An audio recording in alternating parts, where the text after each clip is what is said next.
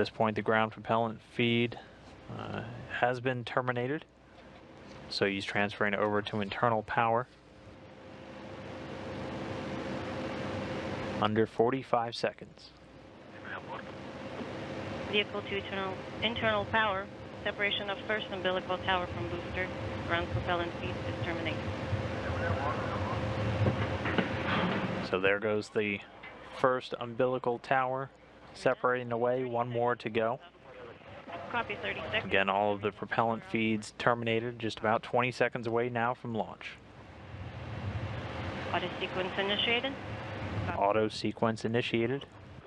Launch command issued for ignition. Central side pod engine start.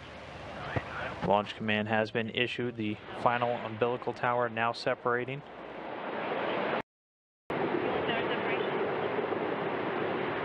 The engine's now firing up at maximum thrust.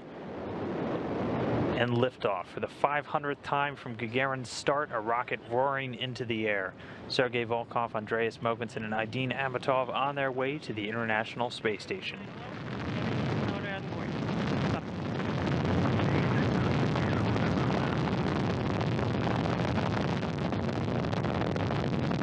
Gagarin reports good first stage performance. The Soyuz delivering 930,000 pounds of thrust from those 4 strap-on boosters and the single core engine. The first stage of the Soyuz was about 68 feet in length, 24 feet in diameter, burning liquid fuel for the first 2 minutes and 6 seconds into the flight. –